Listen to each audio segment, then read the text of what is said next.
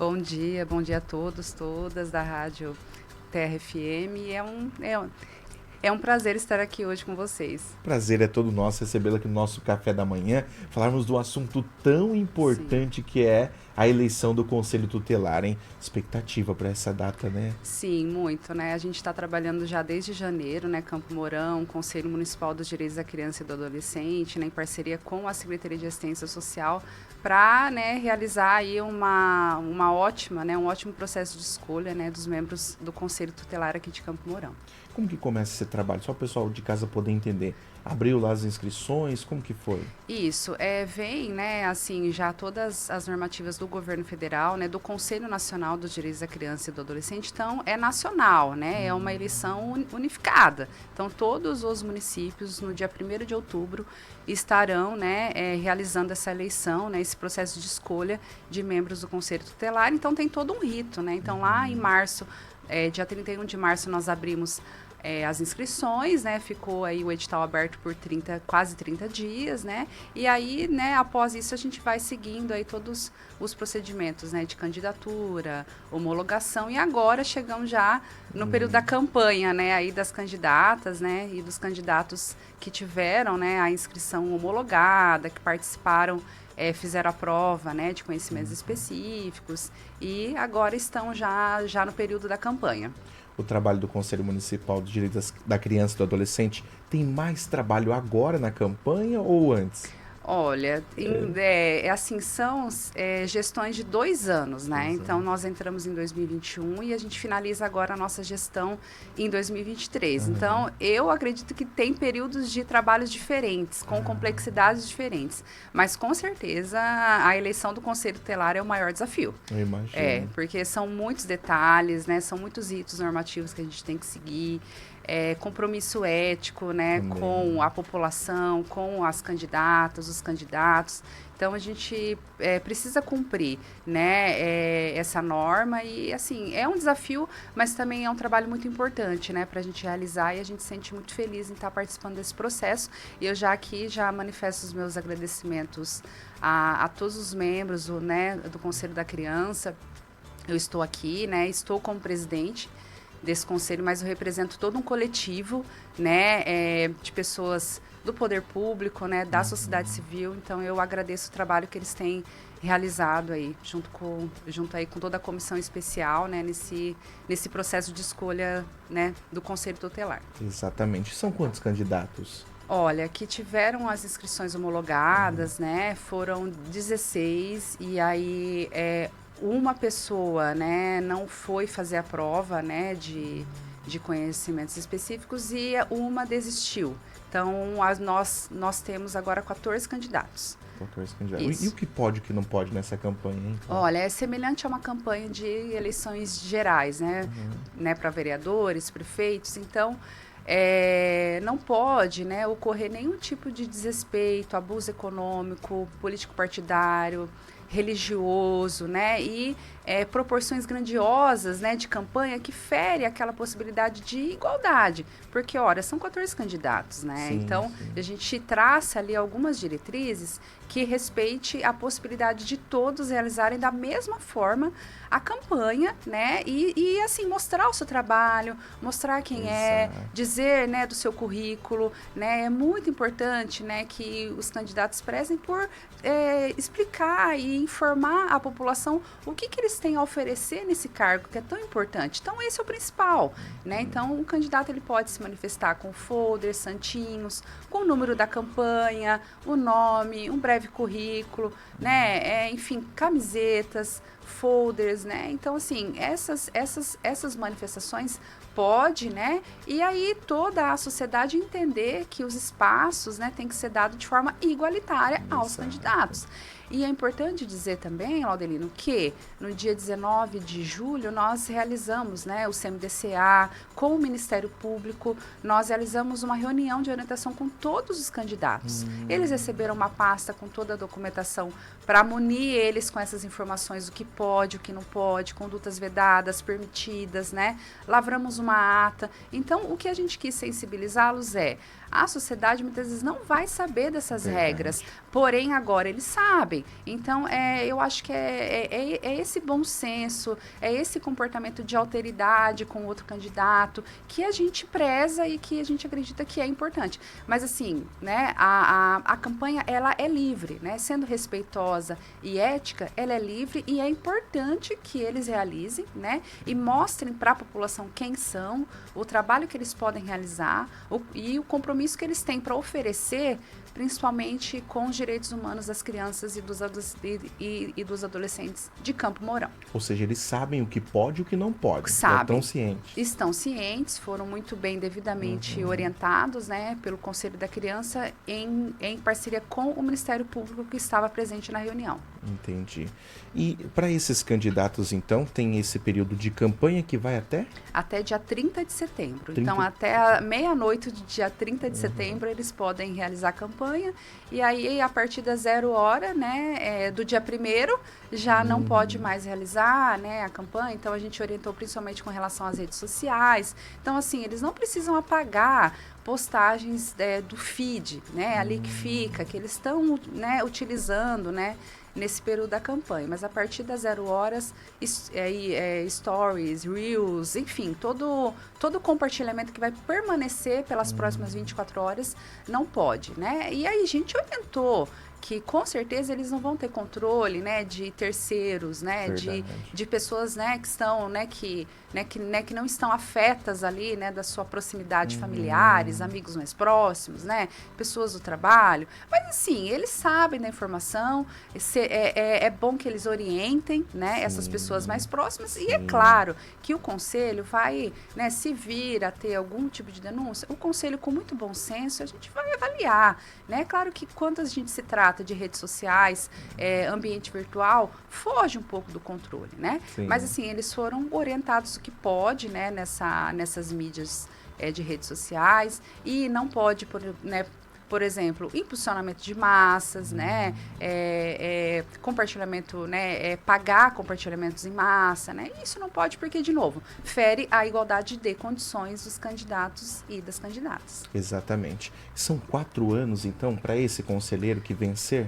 4 anos, né, de gestão, de trabalho, e aí os 4 primeiros eleitos, né, os 5 primeiros eleitos ficam, né, nesses 4 anos, mas o restante permanece numa lista de suplentes, né, para a gente estar convocando, se necessário, né, períodos de férias, atestados, ou até de desistência de algum que foi eleito, né. Então, são 4 anos de muito trabalho aí pela frente. E ser conselheiro tutelar é muito importante, né? Uma responsabilidade gigantesca. Sim, ele é um órgão muito importante, ele é um órgão protetivo, é importante, né, orientar que, historicamente, né, eu acho que a sociedade brasileira delegou ao Conselho uma atribuição punitiva, fiscalizadora das famílias, e não é isso, né? O Conselho é um órgão protetivo que deve cuidar das crianças e dos adolescentes, e ele media toda uma rede de proteção.